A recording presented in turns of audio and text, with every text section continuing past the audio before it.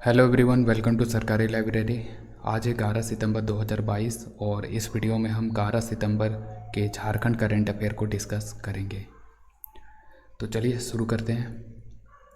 देखिए, कल ही हमने एक डिस्कस किया था यहाँ पे टॉपिक कौन सा, ये 9वां विश्व स्ट्रेंथ लिफ्टिंग प्रतियोगिता, जिसमें से झारखंड के अशोक कुमार गुप्ता ने एक रजत पदक जीता था और जो प्रतिभा हेम्ब्रम है तो इन्होंने भी रजत पदक जीता था। लेकिन अभी झारखंड की और एक वेट लिफ्टर है हेमा तिर्की। ठीक है, तो हेमा तिर्की ने जो है स्वर्ण पदक जीता है। तो ये सबसे मोस्ट इम्पॉर्टेंट होगा क्योंकि ये गोल्ड मेडल जीती है हेमा तिर्की ने। इन्होंने 410 किलोग्राम वजन उठा करके जो है यहाँ पे 9वां विश्व स्ट्रेंथ लिफ्टिंग प्रतियोगिता में गोल्ड मेडल जीता है। तो झारखंड की हेमा तिर्की, याद रखिए, इन्होंने गोल्ड मेडल जीता इस प्रतियोगिता में। और आज के करंट अफेयर में देखिए, अभी झारखंड हाईकोर्ट के एक रिटायर्ड जज थे जिनका नाम है अमिताभ कुमार गुप्ता। तो ये अमिताभ कुमार गुप्ता जो है तो ये झारखंड राज्य विद्युत नियामक आयोग के नए अध्यक्ष नियुक्त किए गए हैं। तो झारखंड राज्य विद्युत नियामक आयोग के नए अध्यक्ष बने हैं अमिताभ कुमार गुप्ता। इसी तरह से जो झारखंड का जनजातीय परामर्शदात्री परिषद है तो उसका एक नया सदस्य के रूप में चुना गया है कांग्रेस की विधायक शिल्पी नेहा तिर्की को। फिर झारखंड में एक है सिकिदरी कैनाल पे जो है 2 मेगावाट का सोलर रूफटॉप प्लांट लगाने का प्लान था सरकार का, और इसके लिए जो टेंडर है तो ये दिया गया था कोलकाता की एक कंपनी है मैसर्स विक्रम सोलर कंपनी।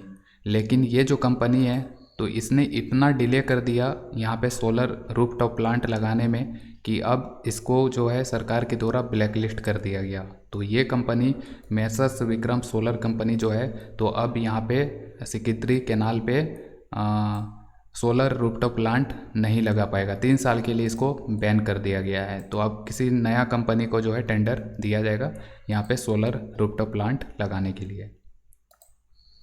अगला है युवा कबड्डी सीरीज का जो आयोजन है तो ये झारखंड के रांची में जो मेगा स्पोर्ट्स कॉम्प्लेक्स होटवार है तो वहीं पे हरिवंश ताना भगत इंडोर स्टेडियम में किया जाएगा। तो युवा कबड्डी सीरीज जो है तो ये कहाँ पे आयोजित होगा, तो ये रांची के हरिवंश ताना भगत इंडोर स्टेडियम में आयोजित किया जाएगा। और इसका जो पहला चरण है तो उसका मेज़बानी जयपुर के द्वारा किया गया था और अभी दूसरा चरण का मेज़बानी जो है तो ये किया जाएगा झारखंड के द्वारा। अगला है झारखंड लोक सेवा आयोग जेपीएससी के जो नए अध्यक्ष बने हैं तो उनका नाम है मेरी नीलिमा केरकेटा।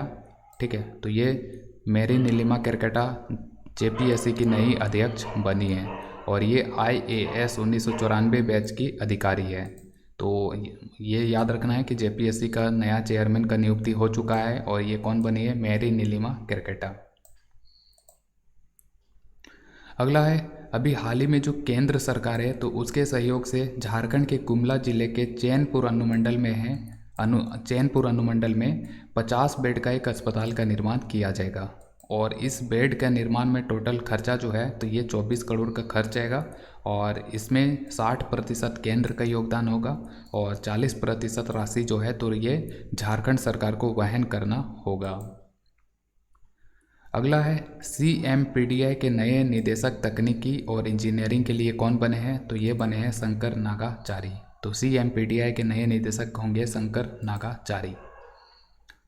अगला है केंद्र विश्वविद्यालय झारखंड और दक्षिण कोरिया देश का एक विश्वविद्यालय है जिसका नाम है हंगुक विश्वविद्यालय। तो इन दोनों के बीच में समझौता हुआ है और ये समझौता हुआ है कि दोनों विश्वविद्यालय में पढ़ने वाले जो छात्र होंगे तो वो आपस में एक दूसरे का भाषाओं का आदान प्रदान करेंगे। जैसे कि कोरिया में जो पढ़ने वाले छात्र हैं तो वो अपना कोरिया लैंग्वेज सिखाएंगे यहाँ पे झारखंड के छात्रों को, और केंद्र विश्वविद्यालय झारखंड के छात्र कोरिया के छात्रों को सिखाएंगे हिंदी भाषा। तो उसके लिए समझौता हुआ है दोनों के बीच में। अगला है 21वां जूनियर राष्ट्रीय वुशु प्रतियोगिता और इस प्रतियोगिता में झारखंड ने कुल 7 पदक जीता है जिसमें से 2 रजत पदक था और 5 कांस्य पदक है। तो याद रखिए कि 21वां जूनियर राष्ट्रीय वुशु प्रतियोगिता में झारखंड ने कुल कितना पदक जीता है, कुल 7 पदक जीता है।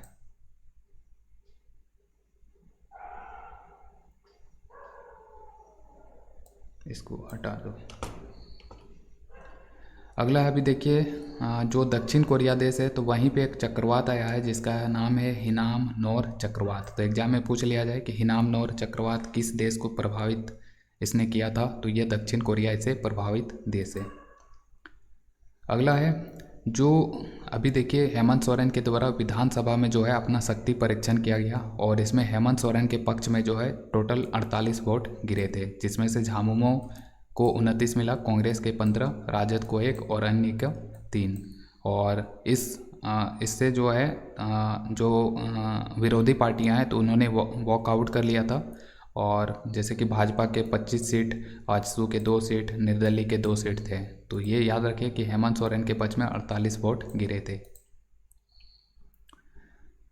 अगला है, जो बिरसा कृषि विश्वविद्यालय रांची है तो वहीं के एक वैज्ञानिक है जिसका नाम है डॉक्टर सोहन राम। और इनको जो है अभी सम्मानित किया गया है। किस लिए? क्योंकि इन्होंने तीसी का 3 नया उन्नत किस्म को विकसित किया है। तीसी एक फसल है और उसका 3 नया उन्नत किस्म को विकसित करने में इनका योगदान था डॉक्टर सोहन राम को। तो उसी के लिए सम्मानित किया गया है भारतीय तिलहन अनुसंधान निदेशालय हैदराबाद के द्वारा। और ये तीनों उन्नत किस्म जो है तो इनको अनुशंसित और अनुमोदित किया गया है Jharkhand state varietal release committee, इसी तरह सेंट्रल वेराइटल रिलीज कमेटी से भी ये अनुशंसित और अनुमोदित है। और ये जो 3 तीसी का किस्म है तो इनका नाम याद रखिए, एक का नाम है प्रियम, दूसरा का नाम है दिव्या और तीसरे का नाम है बिरसा तीसी है ना। और यहाँ पे जो इनका साइंटिफिक नाम है तो ये यहाँ पे BAU 2012 एक प्रियम का है, BAU 63 दिव्या का है, BAU 15-3 बिरसा तीसी का नाम रखा गया है। अगला है, 10वां राज्य स्तरीय कराटे प्रतियोगिता का जो चैंपियन बना था तो ये रांची पहले स्थान पे रहा था। अगला है, अभी रांची में जो है देखिए राज्य स्तरीय पारा बैडमिंटन चैंपियनशिप का आयोजन हुआ था रांची के होटवार में, जो ठाकुर विश्वनाथ सहदेव इंडोर स्टेडियम है वहीं पे। इसमें पुरुष वर्ग में रांची के जो अतुल रंजन है तो वो विजेता बने थे और जो महिला वर्ग है तो उसमें लोहरदगा की संजना कुमारी विजेता बनी थी। तो ये जितना भी करंट अफेयर यहाँ पे देख रहे हैं तो ये सारा चीज़ जो है आप हमारे वेबसाइट से पढ़ सकते हैं।